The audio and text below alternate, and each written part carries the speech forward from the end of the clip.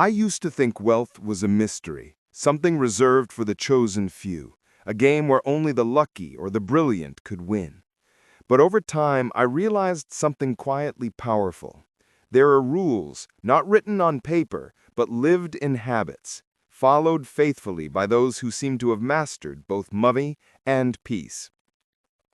That's what The Rules of Wealth by Richard Templar reveals. It's not a manual for greed, it's a philosophy for a balanced, prosperous, and calm life.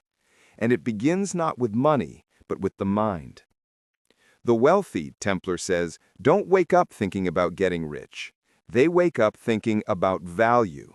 They ask themselves, how can I create something meaningful today?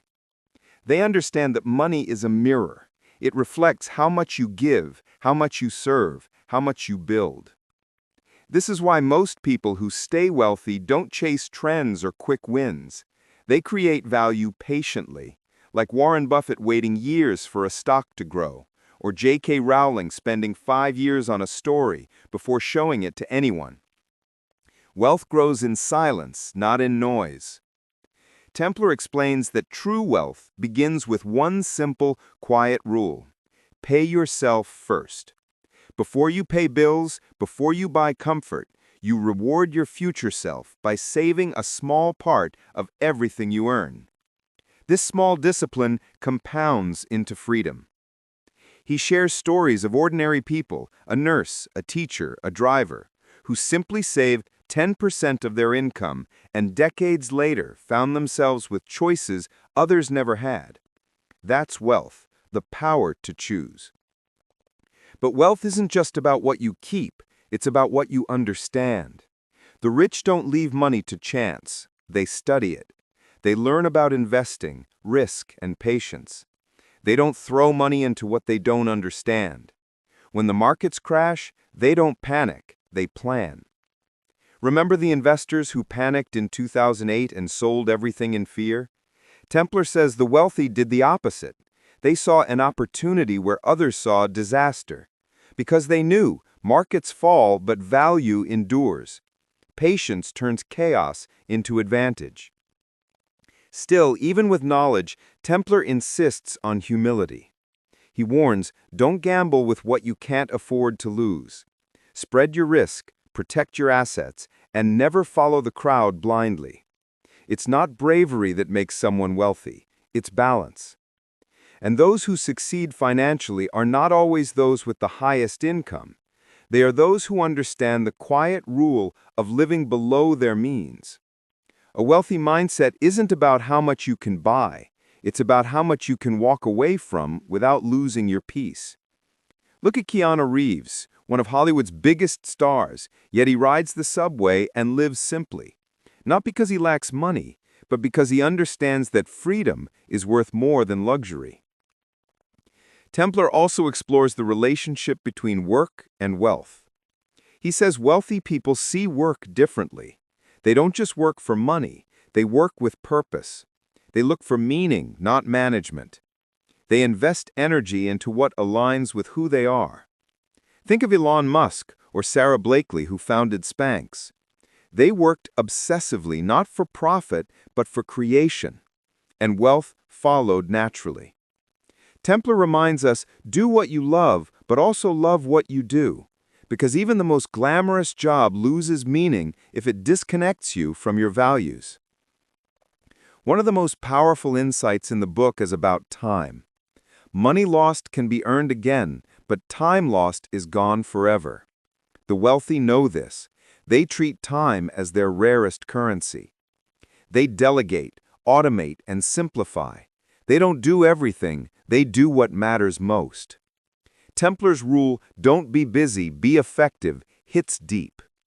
It's why the most successful people often appear calm, because they've mastered the art of focus. Steve Jobs, for example, wore the same black turtleneck every day, not because of fashion, but because he refused to waste mental energy on small decisions. That's deep wealth, clarity of mind, not clutter of choice. But Templar doesn't stop at the financial and practical. He dives into the emotional code behind prosperity, what he calls the wealth within. Wealthy people don't envy. They admire, they learn, they grow. They celebrate others' success, knowing that jealousy blocks abundance. They also don't let fear lead. When they fail, and they do, they reflect instead of react. They see mistakes as tuition for success. Remember Thomas Edison's famous line after his 1,000th failed experiment?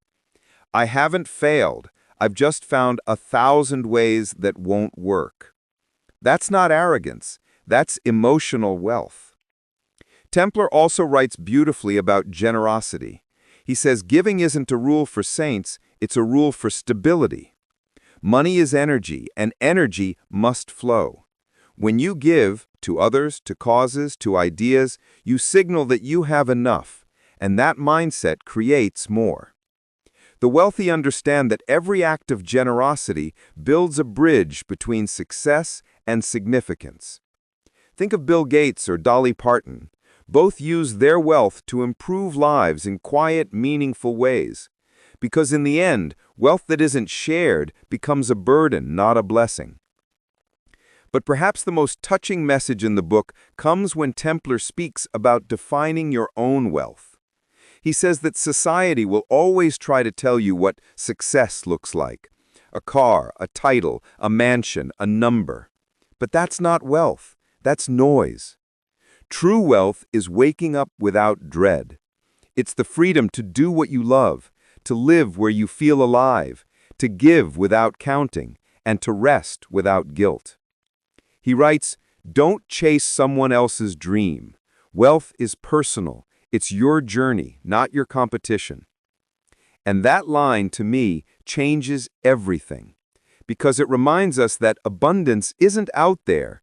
It's already within us, waiting to be managed with grace and purpose. When I finished The Rules of Wealth, I realized it's really not a book about money at all. It's about mastery.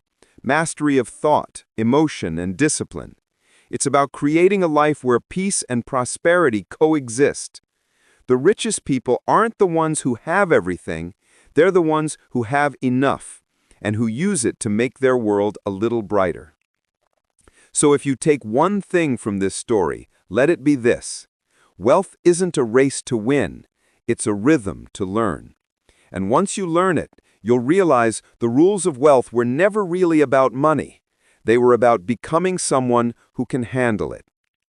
If this reflection touched you, take a deep breath and remember, real prosperity begins in the mind, not the bank.